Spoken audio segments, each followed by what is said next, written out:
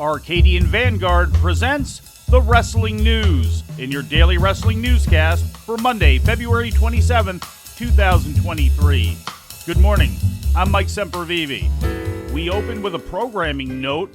We'll have spoilers from Sunday's Ring of Honor television taping in Orlando, as well as from this weekend's Impact Wrestling tapings in Las Vegas at the close of the broadcast. In ticket sales news, tonight's Monday Night Raw at the Van Andel Arena in Grand Rapids, Michigan is nearing a sellout according to WrestleTix.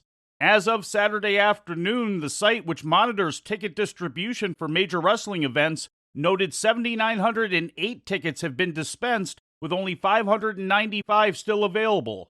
The last time WWE ran the Van Andel Arena was for an episode of SmackDown on May 20th, 2022, which drew 7,372 fans according to wrestling data.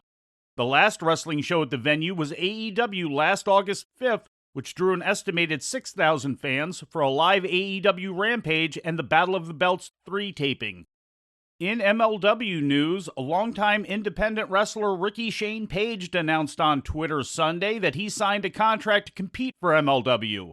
A 20-plus year veteran of the wrestling business, Page has wrestled several times for MLW in the past, as well as making appearances for AEW Dark Elevation, West Coast Pro, and Circle 6. Page, commonly known as RSP, was the key instigator in the notable 2020-2021 feud between his group 440 and Game Changer Wrestling, and spent the last 2 months of 2022 in Japan on tour for the DDT promotion. Taking a look at the UK, Progress Wrestling held its Chapter 150 event titled When the Man Comes Around from the Electric Ballroom in the Camden Town portion of London on Sunday. In the main event, Tom Dawkins defeated Progress champion Spike Trivet in a non-title no disqualification match. As a result, Cara Noir, who lost a Loser Leaves Progress match last June to Trivet, will be allowed back into the company. Other highlights from the show saw Ricky Knight Jr. knock off Big Damo, the former Killian Dane in WWE, to win the Progress Atlas Championship. Leo Rush made his debut for the promotion in a winning effort over a man named Derice. Millie McKenzie knocked off Lizzie Evo. And to open the show, 17-year-old Nick Wayne made his second career trip to the UK and defeated Callum Newman. Turning to Japan, in the midst of their annual Fantastica Mania tour, New Japan and CMLL ran a 2-day tag team tournament, which wrapped up on Sunday at the Makuhari Messe International Exhibition Hall. The competition featured competing factions and was won by CMLL's Ultimo Guerrero and Atlantis Jr., who knocked off LIJ's Titan and Bushi in the final. A third-place match was also held between the losing semifinalists. That match saw Volador Jr. and Magia Blanca top Dulce Gardenia and Rey Cometa. Stardom held their Showcase Volume 4 event on Sunday at Kobe's International Convention Center No. 2, which was taped for their Stardom On Demand service. In the main event, Mayu Iwatani, Hazuki, and Koguma came out victorious over the teams of Utami Hayashishida, Saya Kamiatani, and Miyu Amasaki, as well as Natsuko Toro, Momo Watanabe, and Starlight Kid, when Hazuki finished Kamiatani with a Frankensteiner. The semi-main event saw Syuri defeat Saki Kashima on points in a UWF-style rules bout, and in a hardcore rules match, the Donna Del Mondo trio of Julia, Maika, and the soon-to-be-retired Himika fought Risa Sera, Suzu Suzuki, and Kurumi Hiragi of the Prominence promotion to a no contest.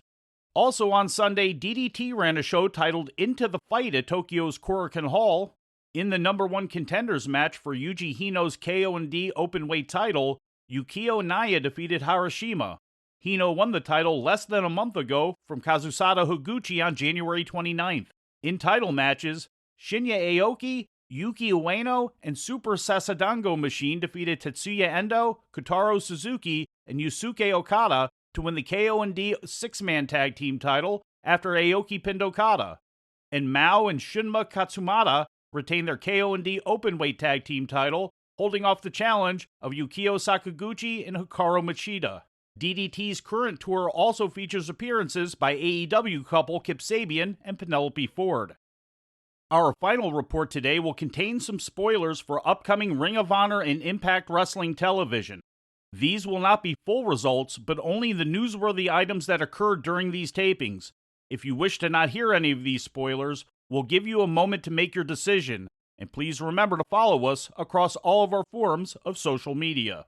First, Here are the notable moments reported from this weekend's Impact tapings, which are being held at Sam's Town Live on the Boulder Strip in Sunrise Manor, Nevada. During Saturday night's tapings, the Bullet Club team of Ace Austin and Chris Bay won the Impact World Tag Team Championship by defeating the Motor City Machine Guns, Alex Shelley and Chris Sabin. Mickie James held on to her Knockouts Championship by defeating Giselle Shaw, and Josh Alexander retained the Impact World Championship by defeating Kenta.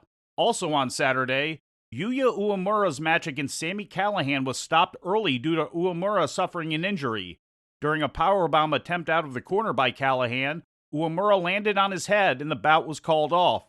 Uemura was eventually able to make it to his feet and walk to the back with assistance. The second leg of Ring of Honor's weekend tapings took place on Sunday from Universal Studios in Orlando.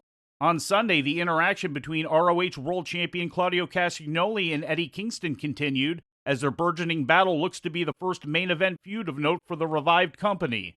After ROH TV champion Samoa Joe defeated Cheeseburger, Mark Briscoe chased the champion from the ring. The Embassy retained their ROH World Six-Man Tag Team title by defeating Dalton Castle and the Boys, before AR Fox, Tony Deppen, and Grand Metalik cleared house on the champions, possibly setting up a title match during the next set of tapings. And after defeating Clark Connors to retain the ROH Pure title, champion Wheeler Yuta made a challenge to Connors' trainer and LA Dojo sensei Katsuyori Shibata as he mocked his center ring sit-down promo style. And before we leave you today, we'd like to remind you that however you consume your content, you can find the wrestling news 24 hours a day and 7 days a week across social media. On Twitter, follow us at Wrestling News AV. Our Facebook page is also Wrestling News AV. The Wrestling News can also be found on the Arcadian Vanguard YouTube page. And for those who utilize Amazon Echo devices, just tell Alexa to play the Wrestling News podcast. And remember to make sure you add podcast at the end. Once again, for daily updates, breaking news, and more, follow the Wrestling News across social media. And that's the news for today. If anything happens, we will be here to tell you about it. No clickbait, no paywall, just the Wrestling News. The Wrestling News is a division of Arcadian Vanguard, and the Wrestling Newscast is a production of the Arcadian Vanguard Podcast Network.